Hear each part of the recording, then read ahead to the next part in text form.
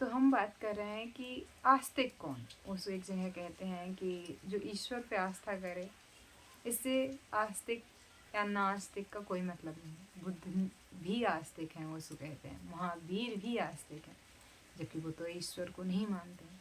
फिर इनको आस्तिक ओशो क्यों कहते हैं? वैसे तो इनको नास्तिक दर्शन के अंदर रखा गया है, दर्शन शास्त्र के अंदर, लेकिन ओशो ने इनको आस्तिक क्यों कहा है?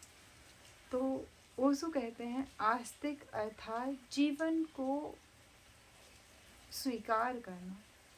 एग्जैक्टली जो उन्होंने कहा था मैं वो बताती हूँ। वह आस्तिक कौन? आस्तिक वह जो जीवन को स्वीकार करे, जीवन के समस्त समग्रता को स्वीकार करें, वो आस्तिक। तो जब आप आस्तिक की बात करते हो तो आपको समझना पड़ता है। और उसको यहाँ पे एक खूबसूरत बात कहते हैं कि आस्तिक जो होता है वो तर्क जो होता है वो आस्तिक होने नहीं देता है। आस्था का होना ही आस्तिक है एक तरह से। लेकिन ओशो का खुद का जीवन का जो अनुभव रहा है, उसने कहा है कि जब तक मैं हर चीज़ पे सवालात करता था, मैंने हर चीज़ पे क्वेश्चन किया है कि ऐसा क्यों वैसा क्यों, लेकिन उससे अंत में कुछ मिला नहीं है।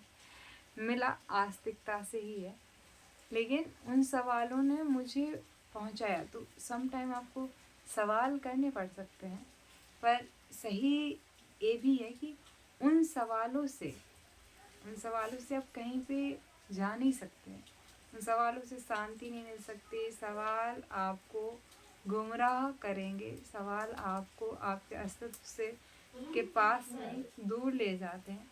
हाँ, कुछ ऐसे चेतना के स्तर के सवाल जो हैं वो आपको सही दिशा दे दें, लेकिन मुख्यतः जो भी सवाल होते हैं वो हमारे मुख्य केंद्र से दूर ले जाने के लिए होते हैं। तर्क जो होते हैं उनके द्वारा आप कभी भी सत्य शून्य तक नहीं पहुंच सकते। तो आस्तिक वह है जो स्वीकार करे जीवन को समग्रता के साथ, ओशो कहते हैं। तो इस वजह से उन्होंने कहा है कि बुद्ध और महावीर आस्तिक हैं, क्योंकि वैसे तो ईश्वर में विश्वास नहीं माना है महावीर ने, बुद्ध ने तो आत्मा को भी नहीं माना, ईश्वर को के बारे में भी एक शब्द नहीं बोला। फिर उसको क्यों कहते हैं कि आस्तिक है? तो मत इस वजह से कि जीवन के लिए अस्वीकार्यता नहीं हो सकती। जीवन के लिए स्वीकार्यता है बुद्ध के अंदर, और जितने अच्छे से बुद्ध के अंदर है उतने अच्छे से तो मुझे लगता भी नहीं किसी के अंदर है। तो जब हम ये समझें, बहुत अच्छे से समझें कि हमें जीवन में एक समय आस्तिकता की ओर ही आना है। हाँ, सवाल आपको यहाँ लेके आ सकते हैं, लेकिन एक टाइम के बाद आपकी आस्था वहाँ पे बनेगी।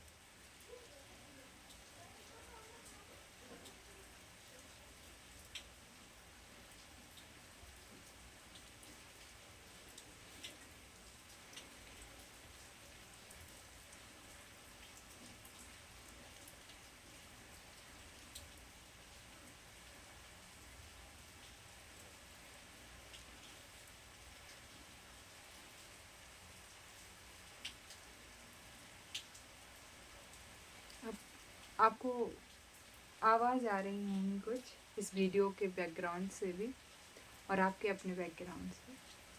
आपको कुछ नहीं, 5 से 10 जितनी भी वॉइस सुनाई देती हैं वो बतानी है।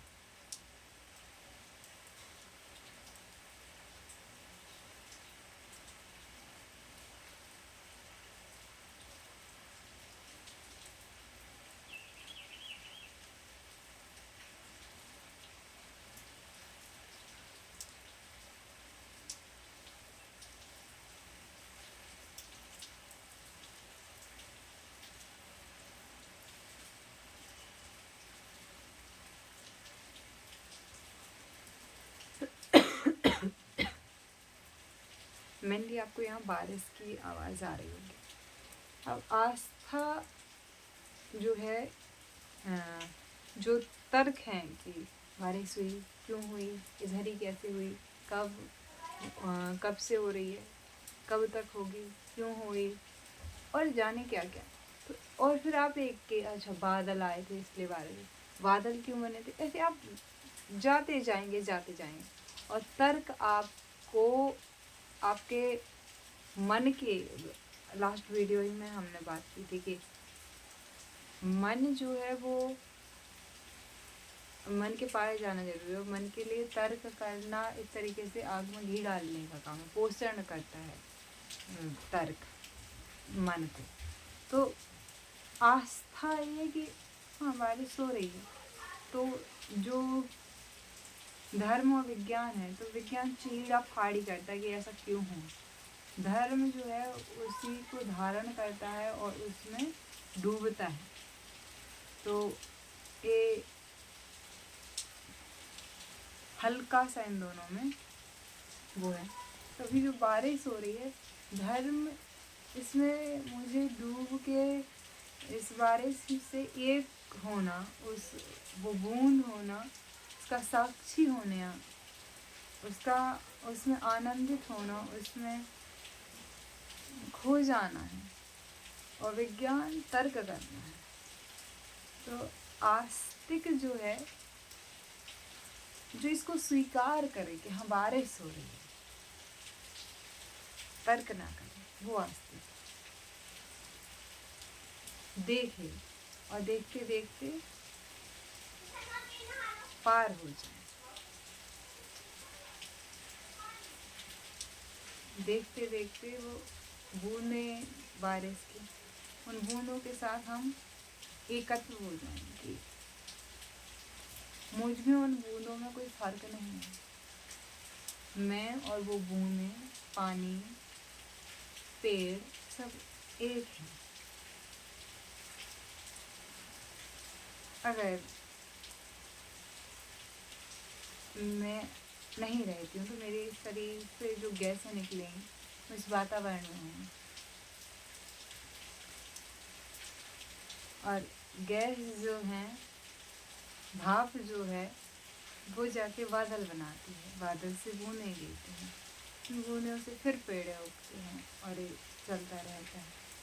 तो मुझ में इनमें कायक यानी कि स्ट्रक्चर वाइज फर्क है, पर मैं पहले भी बता चुकी हूँ और अभी फिर से कहूँगी कि at the energy level we all are one. क्योंकि जितना भी मैटर है वो ना तो बन सकता है ना वो नष्ट हो सकता है, वो सिर्फ और सिर्फ एक रूप से दूसरे रूप में बदल सकता है। तो अगर मैं बूंदे हूँ, मैं पानी हूँ, तो मैं चिंता करूँगी कि मेरे बारे में कोई क्या सोच रहा है। गिरी बूंद, बूंद खत्म। इंसान बना, जन्म हुआ, मरा, खत्म। ये मेरा, ये तेरा, ये ऐसा, ये वैसा, मुझे नहीं करना, ये क्या पॉइंट, क्या बातें। आस्तिक है, जीवन में आस्था रखेगा। जीवन हुआ, वैज्ञानिक ये कहेगा कि जीवन क्यों हुआ, कैसे हुआ, कब से हो रहे हैं जीवन, जीवन ही क्या है। आस्था कहेगी, आस्तिक कहेगा जीवन है, स्वीकार कर, डूबो आनंद से। तो एक पॉइंट पे धर्म और आस्था, धर्म आस्था यानी कि धर्म जो है और वो वैज्ञानिक है। वैज्ञानिक लास्ट में जहाँ पहुँचेगा, आस्तिक आस्था वहाँ से शुरू होती है, लेकिन इन दोनों का मिलन है एक जगह। क्योंकि कहीं ना कहीं तो मान लेना पड़ेगा ना विज्ञान को कि हाँ ये ऐसा ही होता है। लेकिन विज्ञान कहता है ऐसा क्यों होता है, कैसे होता है, करके दिखाओ। बार बार क्या यही होता है, ऐसा होता है। तो अगर बार बार ऐसा होता है तो फिर विज्ञान में हाँ ये नियम है कि ऐसा ही होता है।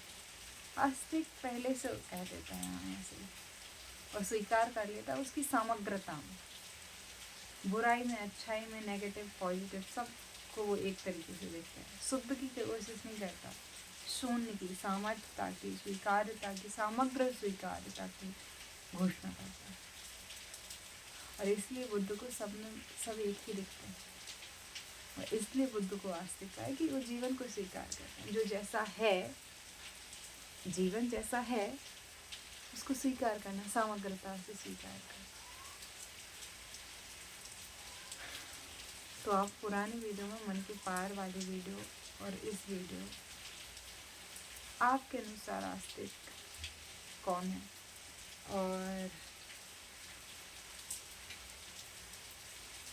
जीवन क्या है? नेक्स्ट वीडियो में मैं क्वेश्चन का आंसर करूँगी, जीवन क्या है। तो मिलते हैं नेक्स्ट वीडियो में। धन्यवाद।